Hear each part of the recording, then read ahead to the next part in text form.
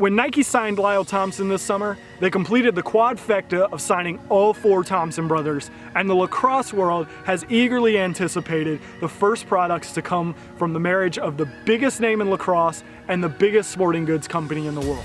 Well, that wait is over. Nike and the Thompsons have brought us the Nike Huarache 5.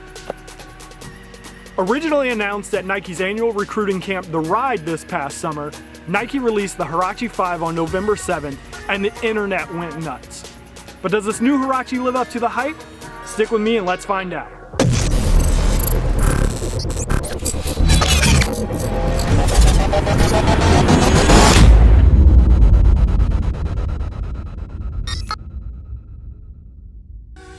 What is up, guys? Neil here for Cardinal Lacrosse. As usual with cleats, we start with a metaphorical rubber meets the road, the outsole. Here Nike decided to go with the old adage, if it ain't broke, don't fix it, choosing to use the same outsole that was on the Huarache 4 in the Huarache 5. It's an industry standard TPU plastic outsole with conical studs that allow your foot to more smoothly transition through cuts. Nike kept the shovel cleats on the forefront of the outsole, again same as on the Huarache 4. The shovel cleats are designed to provide you with better traction as you make quick cutting movements. In keeping with the theme of same in the Huarache 4, the midsole is also the same. That being said, the 3/4 length Phylon midsole was one of the best parts about the Huarache 4. Phylon is a solid performing cushioning material, and the 3/4 length provides a great amount of field feel. It's a great combo and one of the biggest selling points for the Huarache 5.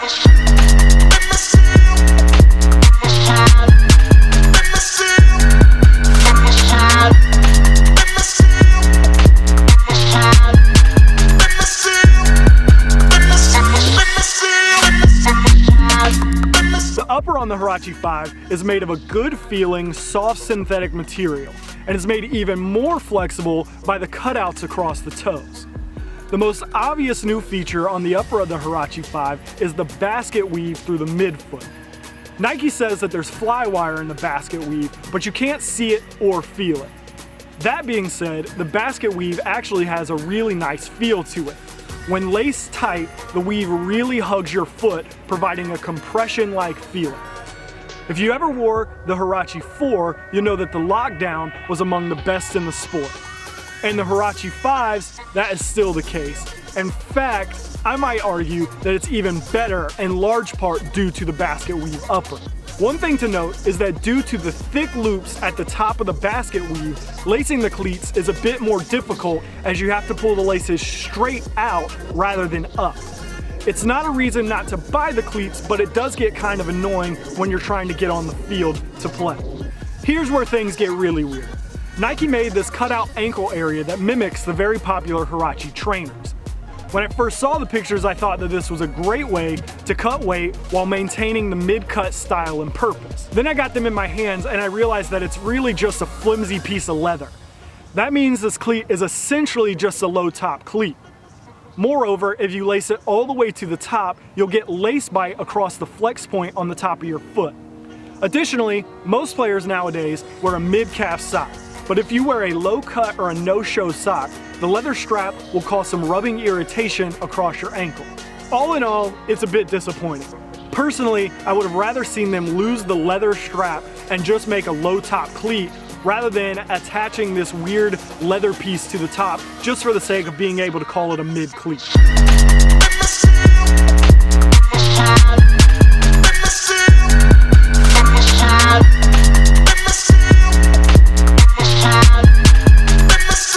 Finally, anyone with even a slightly wide foot who wore the Huarache 4s knows just how insanely tight the Toebox was.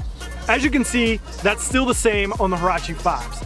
In fact, the Toebox in the Huarache 5s looks even more long and narrow.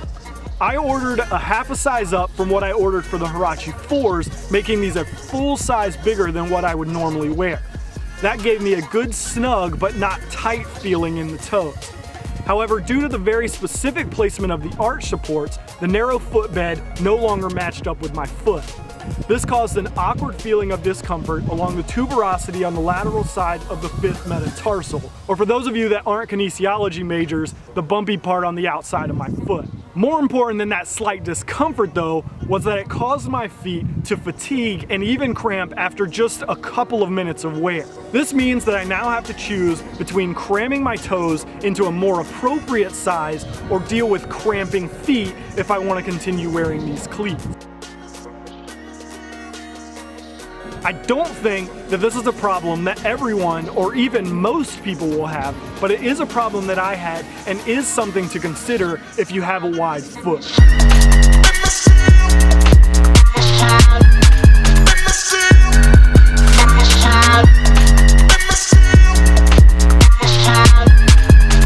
Ultimately, with the Huarache 5, it feels like Nike took the Huarache 4 and looked to improve the things that it already did well. The resulting cleat is one that if you liked the Huarache 4, you will probably like the Huarache 5 as well. And conversely, if you didn't like the Huarache 4, you probably won't like the Huarache 5s either. As a kid who grew up a huge Nike fan, I'm disappointed to find myself in the latter category.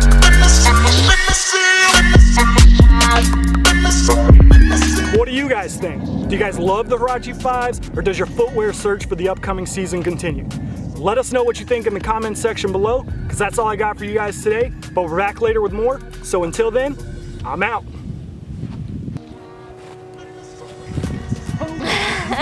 Nike and the Thompsons have brought us the Nike Huarache 5. It was way cooler when it did that. Well, whatever.